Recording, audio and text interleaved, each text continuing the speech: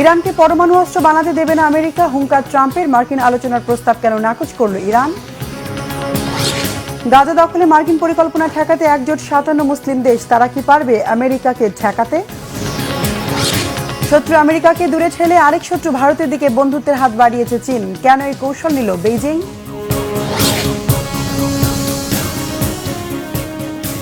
আসসালামু আলাইকুম, দেখছিলেন Bangla vision world news headline.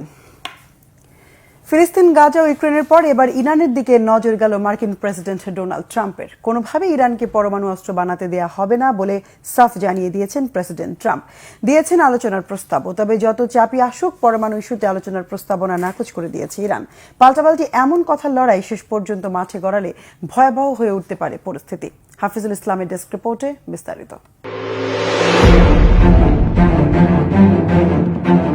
যে কোনো সময় ইরানের সাথে কিছু একটা হতে যাচ্ছে। সম্প্রতি হোয়াইট হাউসে বসে এমন বক্তব্য দিলেন মার্কিন প্রেসিডেন্ট ডোনাল্ড ট্রাম্প। ইরানকে কিছুতেই পারমাণবিক সমরাস্ত্র বানাতে দেবে না যুক্তরাষ্ট্র, করলেন এমন মন্তব্য।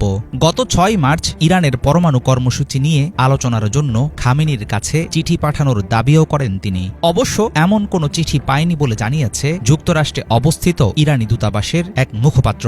ইরানের উপর কঠোর চাপ প্রয়োগ অব্যাহত রেখে কেন আলোচনার টেবিলে বসতে চাইছেন ট্রাম্প? একদিকে কড়া ভাষায় মার্কিন হুমকি, অন্যদিকে সমঝোতার বার্তা। শেষ পর্যন্ত কোন পক্ষে ঝুঁকবেন সর্বোচ্চ ধর্মীয় নেতা আয়াতুল্লাহ খামেনি? আমরা একেবারে চূড়ান্ত মুহূর্তে এসে পৌঁছেছি, শেষ মুহূর্তে আছি। ইরান পারমাণবিক অস্ত্র পেয়ে যাক এমনটা আমরা হতে দিতে পারি না। ২০২০ সালে মার্কিন নির্বাচনের ১ মাসের মধ্যেই আমি একটি চুক্তি করতে পারতাম। তেহরানও সেজন্য প্রস্তুত ছিল। খুব শিগগিরই ইরানের ব্যাপারে কিছু শোনা যাবে বলে আমার ধারণা। আশা করি তাদের সাথে একটি শান্তি চুক্তি করতে পারবো। আমি আসলে শক্তি বা দুর্বলতা নিয়ে কথা বলছি না। ক্ষমতা প্রয়োগের চাইতে আমি বরং একটি শান্তি চুক্তি পছন্দ করব, আর এটাই চলমান সমস্যার সমাধান করবে।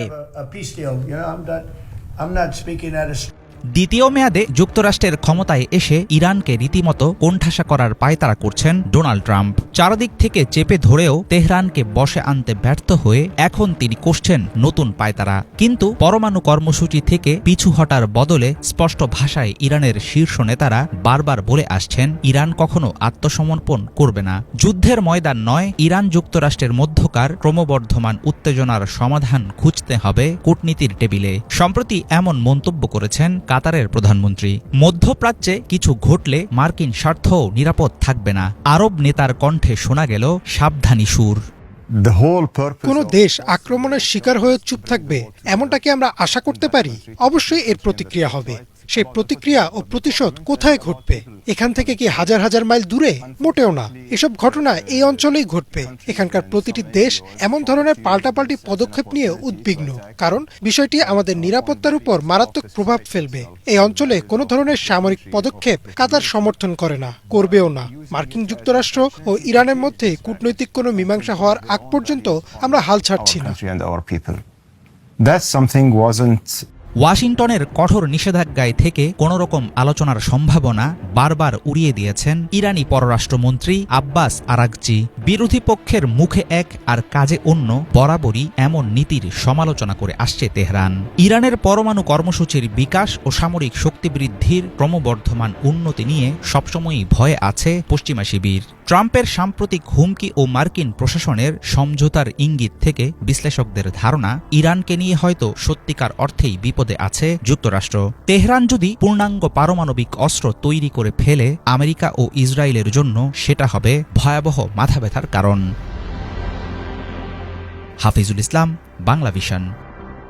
মার্কিন প্রেসিডেন্ট ডোনাল্ড ট্রাম্পের গাজা দখলে নেওয়ার পরিকল্পনার বিরুদ্ধে একজোট হয়েছে আরব ও মুসলিম বিশ্বের ৫৭টি দেশ। শুক্রবার সৌদি আরবের জেদ্দায় মুসলিম দেশগুলোর জোট ওআইসির এক জরুরি বৈঠকে গাজা দখলে ট্রাম্পের পরিকল্পনার বিপরীতে পাল্টা পরিকল্পনা নেয়। এর পক্ষে আন্তর্জাতিক স্বীকৃতি আদায়ে কাজ করবে ওআইসি। তবে প্রশ্ন উঠেছে, মুসলিম বিশ্বের গাজা পরিকল্পনা কি মেনে নেবেন প্রেসিডেন্ট ট্রাম্প? তাকে কি ঠেকানো যাবে? হিজল জুবায়েরের ডেস্ক রিপোর্ট। মার্কিন প্রেসিডেন্ট ডোনাল্ড ট্রাম্প গাজার বাসিন্দাদের অন্যত্র সরিয়ে উপত্যকাটি দখলে নেয়ার যে পরিকল্পনা ফাঁদছেন তা বড়সড় প্রতিরোধের মুখে পড়েছে। তার ওই বিতর্কিত পরিকল্পনা ঠেকিয়ে দিতে এবারে একাট্টা হয়েছে আরব ও মুসলিম বিশ্বের ৫৭টি দেশ। এরই মাঝে ট্রাম্পের পরিকল্পনার বিরোধিতা জানিয়ে পাল্টা একটি পরিকল্পনা হাতে নিয়েছে তারা। অর্গানাইজেশন অব ইসলামিক কোঅপারেশন ওআইসির উদ্যোগে শুক্রবার সৌদি আরবের জেদ্দায় জরুরি এক বৈঠকে মিলিত হন ৫৭ মুসলিম দেশের পররাষ্ট্রমন্ত্রীরা। ওই বৈঠকেই সর্বসম্মতভাবে গাজা পুনর্গঠনে একটি পরিকল্পনা গৃহীত হয়। একই সাথে গাজাবাসীকে অন্যত্র সরানোর যে কোনো পদক্ষেপের জোরালো বিরোধিতা জানান পররাষ্ট্রমন্ত্রীরা। ওআইসির সেক্রেটারি জেনারেল হুসেইন ইব্রাহিম জানিয়েছেন, ফিলিস্তিনবাসী নিজ ভূমিতেই অবস্থান করবে, কোনোভাবেই তাদের সরানো যাবে না। এ ব্যাপারে ওআইসি দৃঢ় প্রতিজ্ঞ। গৃহীত পরিকল্পনায় সমন্বিত রাজনৈতিক ও অর্থনৈতিক কাঠামোর ভিত্তিতে বাস্তবসম্মতভাবে ফিলিস্তিন রাষ্ট্র প্রতিষ্ঠার বিষয়টিকে তুলে ধরা হয়েছে বলে জানান তিনি। এ ব্যাপারে অবিলম্বে পদক্ষেপ নেয়ার আহ্বান জানিয়েছে ওআইসি। কর্তৃপক্ষ জানিয়েছে, মূলত গাজা পুনর্গঠন ও ফিলিস্তিন রাষ্ট্র প্রতিষ্ঠা বিষয়ে সিরিয়ার প্রস্তাবিত একটি পরিকল্পনার ভিত্তিতে ওআইসির পরিকল্পনাটি সাজানো হয়েছে। এর আগে ৪ মার্চ কায়রোতে আরব লীগের সম্মেলনেও সিরিয়ার ওই প্রস্তাবটি গৃহীত হয়। সিরিয়ার পররাষ্ট্রমন্ত্রী বদর আবদেলাতি বলেন, ওআইসির ৫৭টি দেশ গাজা পুনর্গঠন ও ফিলিস্তিন প্রতিষ্ঠার প্রশ্নে একটি পরিকল্পনার ব্যাপারে একমত হয়েছে। এটি খুবই ইতিবাচক একটি পদক্ষেপ। সিরিয়ার প্রস্তাবিত পরিকল্পনাটি শুরুতে আরব ইসলামিক পরিকল্পনায় রূপান্তরিত হয়। পরের পদক্ষেপ হল এটিকে আন্তর্জাতিক পরিকল্পনায় রূপ দেয়া। আবদেলাতি আরও বলেন, গাজা ও ফিলিস্তিনের একটি ক্রান্তিকাল চলছে। এই বাস্তবতায় যুক্তরাষ্ট্রের পরিকল্পনা ঠেকাতে মুসলিম বিশ্বের যতটা সম্ভব একজোট হওয়া জরুরি। ওআইসির পরিকল্পনায় বলা হয়েছে, যুদ্ধ পরবর্তী গাজা পুনর্গঠনকালেও উপত্যকার বাসিন্দারা সেখানেই অবস্থান করবেন। যুদ্ধের পর একটি ন্যাশনাল প্যালেস্টিনিয়ান কমিটি ৬ মাসের জন্য গাজার শাসনভার গ্রহণ করবে। এছাড়া উপত্যকার নিরাপত্তা নিশ্চিতে আন্তর্জাতিক শান্তিরক্ষী বাহিনী মোতায়েনের কথাও বলা হয়েছে। তবে পরিকল্পনায় হামাসের বিষয়ে সুনির্দিষ্টভাবে কিছু বলা হয়নি। সশস্ত্র গোষ্ঠীগুলোর সাথে রাজনৈতিক আলোচনার মাধ্যমে সমাধানের কথা বলা হয়েছে। এদিকে মুসলিম দেশগুলোর নতুন এই পরিকল্পনার ব্যাপারে মিশ্র প্রতিক্রিয়া জানাচ্ছে মার্কিন প্রশাসন। দেশটির স্টেট ডিপার্টমেন্ট বলছে, আরব ও ইসলামিক দেশগুলোর প্রস্তাবিত গাজা পরিকল্পনা প্রত্যাশা মাফিক হয়নি। তবে ট্রাম্পের মধ্যপ্রাচ্য বিষয়ক বিশেষ দূত স্টিভ উইটকফ জানিয়েছেন, পরিকল্পনাটিতে গ্রহণযোগ্যতা পাওয়ার মতো বেশ কিছু বিষয় আছে। এসব নিয়ে আরও আলোচনা প্রয়োজন। এটিকে ইতিবাচক এক পদক্ষেপ বলে উল্লেখ করেছেন তিনি। হিজল জোবায়ের, বাংলা ভিশন। মার্কিন প্রেসিডেন্ট ডোনাল্ড ট্রাম্প দ্বিতীয় মেয়াদে ক্ষমতা গ্রহণের পর থেকে শুল্ক আরোপের মাধ্যমে চীনের বিরুদ্ধে কঠোর নীতি গ্রহণ করছে। এতেই চীন যুক্তরাষ্ট্রের সম্পর্কে তিক্ততা বাড়ছে, উল্টো ভারতকে কাছে টানছে চীন। চীনের পররাষ্ট্রমন্ত্রী ওয়াং ই ভারতকে বিরোধিতা বন্ধ করে পারস্পরিক সহযোগিতা ও সমর্থন বাড়াতে এগিয়ে আসার আহ্বান জানিয়েছেন। বিশ্লেষকরা বলছেন, প্রতিদ্বন্দ্বী ভারতকে কাছে টেনে আন্তর্জাতিক রাজনীতিতে নয়া কৌশল নিয়েছে চীন।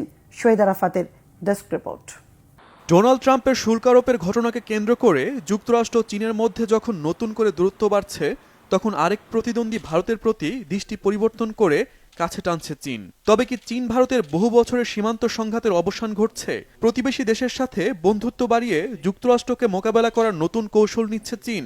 চীনের পররাষ্ট্রমন্ত্রী ওয়াং ই ভারতের প্রতি ভ্রাতৃত্বের যে হাত বাড়িয়েছেন তা কিন্তু সেই ইঙ্গিতই দিচ্ছে। দিল্লিকে সীমান্ত সংক্রান্ত সব ধরনের পুরনো শত্রুতা মিটিয়ে কৌশলগত অংশীদার করতে মরিয়া চীন। দেশটির পররাষ্ট্রমন্ত্রীর বক্তব্যে তাই প্রতিফলিত হচ্ছে।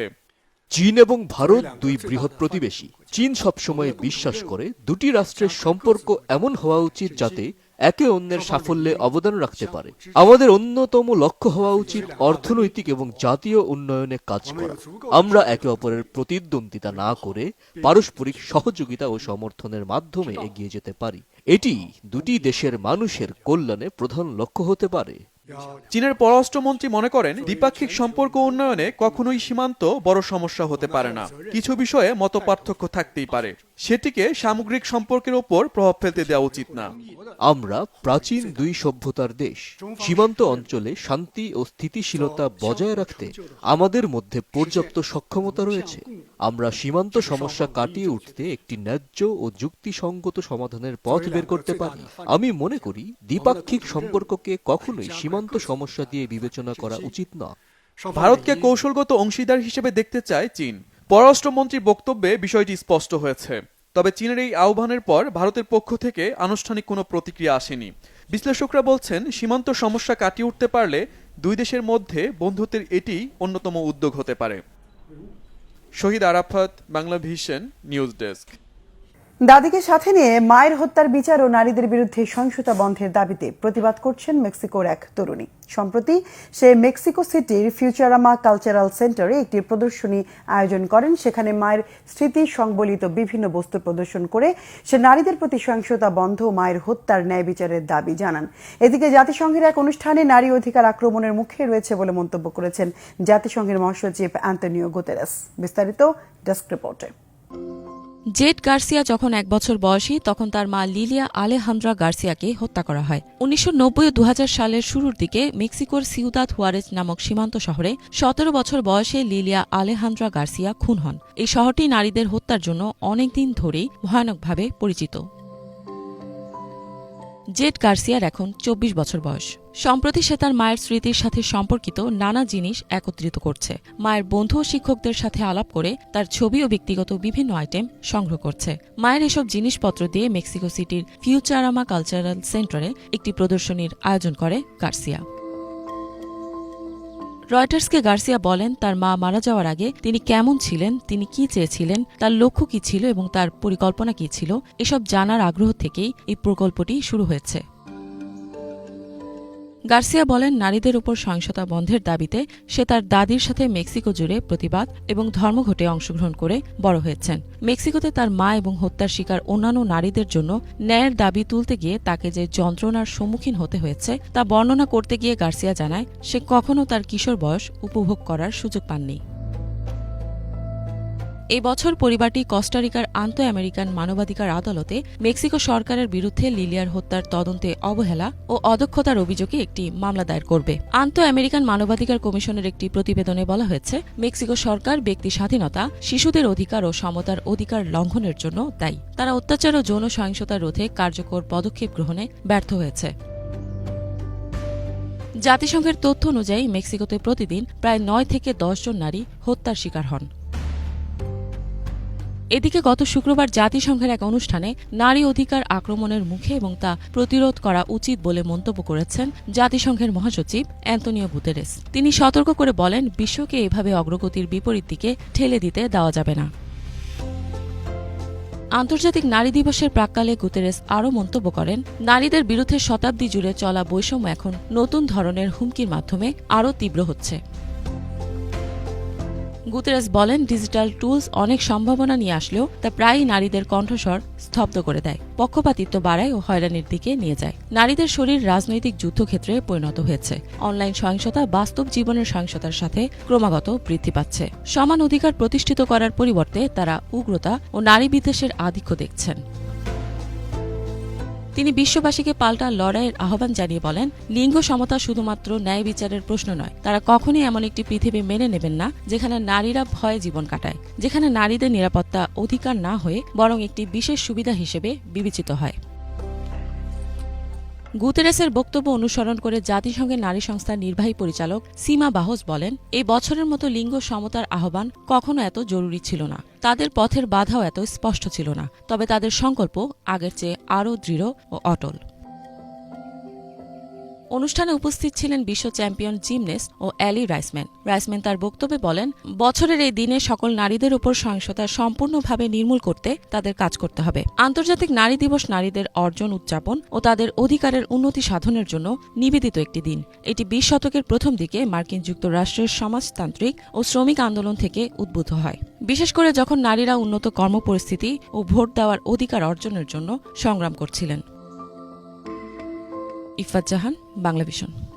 জার্মানির প্রধান বিমানবন্দরে 24 ঘণ্টার ধর্মঘটের ফলে বিপাকে পড়েছেন প্রায় 5,10,000 যাত্রী। কর্মীদের বেতন ভাতা বৃদ্ধির দাবিতে বিমানবন্দর কর্মকর্তা ও কর্মীদের ট্রেড ইউনিয়ন ভেরবি গেল সোমবার এই ধর্মঘটের ডাক দিয়েছিল। রয়টার্সের প্রতিবেদন অনুযায়ী এই ধর্মঘটের কারণে এরই মধ্যে দেশটির বিভিন্ন বিমানবন্দরে 3,400-র বেশি অভ্যন্তরীণ ও আন্তর্জাতিক ফ্লাইট বাতিল হয়েছে। Berlin, Frankfurt, Munich, Stuttgart, colon, বোন, ডুসেলডর্ফ, ডর্টমুন্ড, হ্যাভনার, ব্রেমেন ও হামবুর্গ সহ সব প্রধান বিমানবন্দর কার্যত অচল হয়ে পড়েছে। ফলে যাত্রীরা ব্যাপক দুর্ভোগে পড়েন এবং অনেকেই বিকল্প ব্যবস্থা খুঁজতে বাধ্য হন। জার্মান বিমানবন্দর অপারেটর সংস্থা এডিভি জানিয়েছে, ধর্মঘটের ফলে যাত্রীদের পাশাপাশি ক্ষতিগ্রস্ত হয়েছে বহু ব্যবসায়িক প্রতিষ্ঠান। ভার্ডি ট্রেড ইউনিয়ন দীর্ঘদিন ধরে মাসিক বেতন 8% বৃদ্ধি সহ বোনাস ও ছুটির সংখ্যা বাড়ানোর দাবি জানিয়ে আসছিল, কিন্তু কর্তৃপক্ষ তাদের দাবি মেনে না নেওয়ায় এই আন্দোলনের ডাক দেয় তারা। রমজান শুধু একটি নির্দিষ্ট সময় পানাহার থেকে বিরত থাকার মাস নয়। পবিত্র এই মাসকে কেন্দ্র করে বিশ্বের দেশে দেশে গড়ে উঠেছে বৈচিত্র্যময় আয়োজন। কোথাও সাহরির আগে কামান দাগানো, কোথাও ইফতারে ঐতিহ্যবাহী খাবারের সমারোহ, আর কোথাও রাতভর মসজিদে ইবাদতে মশগুল থাকার অপূর্ব দৃশ্য। প্রতিটি অঞ্চলে রমজান পালন আলাদা আলাদা গল্প বলে। এ নিয়ে ধারাবাহিক আয়োজন দেশে দেশে রমজান। এবারের পর্বে মরক্কো নিয়ে বিস্তারিত জানাচ্ছেন হাফিজুল ইসলাম। উত্তর আফ্রিকার সাগর পারের মুসলিম দেশ মরক্কো। বিখ্যাত পর্যটক ইবনে বতুতার জন্ম এখানেই। প্রায় শতভাগ মুসলমানের এই দেশে পবিত্র মাহে রমজান পালিত হয় ধর্মীয় ভাবগাম্ভীর্য আর ঐতিহ্যের মিশেলে। দুই সাগরের দেশ হিসাবে পরিচিত মরক্কোতে ইফতারকে বলা হয় ইফতার। দস্তরখানে থাকে দুধ, নানা রকম ফলের রস আর মিষ্টি জাতীয় নানা পদ। সাথে খাওয়া হয় বাদামের ঘন পুরভর্তি মেজদুল খেজুর। মধু দিয়ে তৈরি পাউরুটি, ক্রাচেল বা সুজি দিয়ে তৈরি নোনতা, ঝুরি রুটি, হারসা মরক্কান ইফতারের নিয়মিত আইটেম। টমেটো, ছোলা, তাজা সবজি, মাংস আর নানা রকম মশলা দিয়ে রান্না করা ঐতিহ্যবাহী স্যুপ হারিরা এখানে তুমুল জনপ্রিয়। খুবজ চেহমা, বাদাম ও সিডস দিয়ে বানানো সেল্লৌ, মরক্কান বারবিকিউ কাবাব, মিসাম্মেন, ভাগরির নামক প্যানকেক সহ নানা রকম মুখরোচক খাবারের দেখা মেলে মরক্কান টেবিলে। তারাবির নামাজের পর পরিবেশন করা হয় ভাজা শাকসবজি, ছোলা ও বাদাম দিয়ে তৈরি খাবার কুসকুস। সাথে কখনো থাকে মাংস, মাছ, শাকসবজি, সুগন্ধি মশলা, শুকনো ফল এবং বাদাম দিয়ে রান্না করা তাজিনের মতো ভারী খাবার।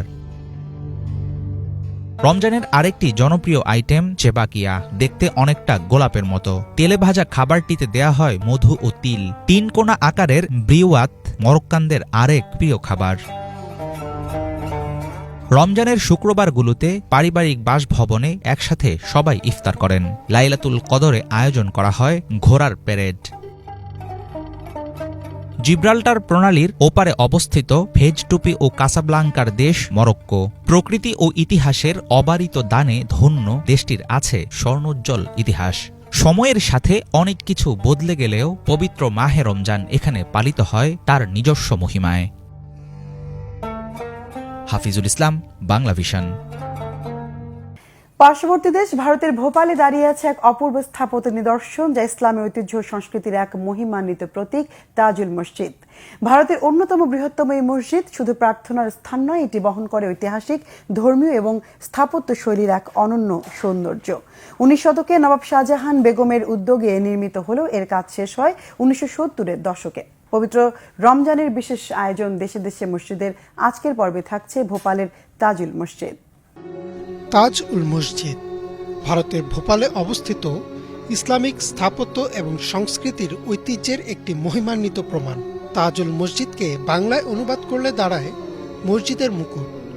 এই বিশাল ভবনটি শুধুমাত্র নামাজের স্থানই নয়, বরং ধর্মীয়, ঐতিহাসিক তাৎপর্য এবং স্থাপত্যের জাঁকজমকেরও প্রতীক।